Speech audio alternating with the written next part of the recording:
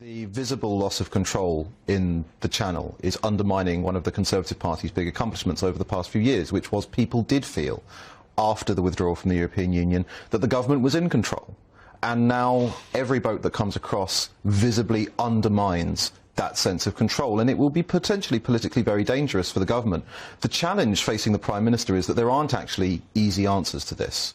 It's very easy to talk tough. We've had Home Secretary after Home Secretary talking tough. Endlessly. But the actual structural challenges to effective policy, are you going to withdraw from the European Convention of Human Rights? Yeah. If you're not going to withdraw from the Human Convention, and let's be clear, this proposal to simply change the Human Rights Act into a bill with a new name, legally speaking, is pretty meaningless, then all of these legal challenges are going to remain, and you're not going to be able to do anything about that. So the government, I think, has fallen into a problem where they talk really tough, they get public expectations up. Overpromise and underdeliver. Overpromise and underdeliver time again. And it corrodes, it's not just that they fail on the policy, but they corrode broader public trust in government at the same time. No, I agree with that. Just quickly, I mean, of your Con Home active subscribers, if you put to them the question, should we leave ECHR, what would you estimate the response would be?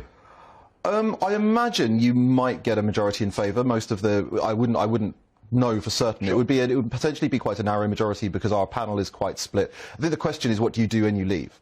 Because the ECHR, you could, for example, simply transpose the ECHR into British law, so all of the rights exist, but they exist as acts of Parliament, and on that basis, without an appeal to a foreign court. So it would depend on the exact mechanism, but I think you'd probably have a majority at this point. I think you probably would too. Now, over the weekend, Michael Gove, who'd kept pretty quiet for a few weeks, unlike him, comes out with an article in yesterday's Sunday papers, really quite dismissive of Liz Truss.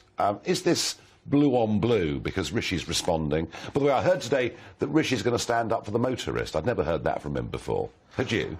No. One of the amusing things about Rishi's campaign is that since he's fallen behind, he's suddenly discovered, he's not going to die wondering.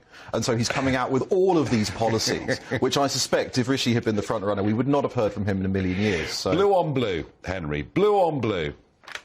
Is it doing the party harm? Of course it is. Of course it is. Fundamentally, this is an internal Conservative Party contest, and historically this would have been resolved by MPs. You could have maybe had a short membership round at the end, 2 weeks, in and out, get it done. Yeah. Instead, we're having effectively an internal contest, but it's being conducted as a public contest. There are televised hustings, there are televised... GB News did one on Friday. GB News did one on Friday.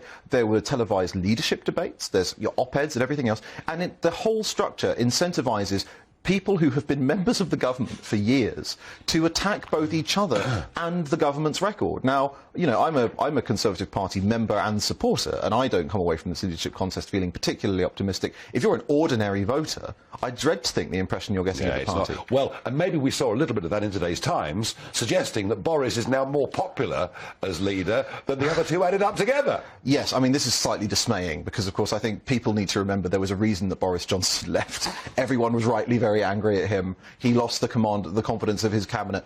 But this is what happens when people leave office. It's remarkable it's happening so quickly. But you think we get Gordon Brown on our screens now as a respected elder statesman. Sir John Major is now back as a national favourite. Neither of those men. Here, he's not. No, not here. But neither of those men in their time in office were viewed that way. And I suspect the same thing will happen with Boris Johnson. Over time, people will be like, oh, well, if only we'd had Boris. But the important thing to remember is he's had an overall majority, a big overall majority, for more than 2 years, and he's failed to deliver what he promised to deliver. That's on him. No, I think that's right. And just, final thought, we've got 2 more weeks of this.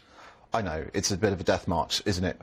What they should have done, in retrospect, is there should have been a longer MP round so that MPs could spend more time winnowing down the candidates. Yep. Might have given someone like Kevin Badenoch more time to come through. And then the member round, which Conservative Home supports, should have been a final, decisive 2-week campaign. Henry Hill, thank you for coming in and joining us. They can't even run their own party. They're supposed to run the country. Goodness only knows.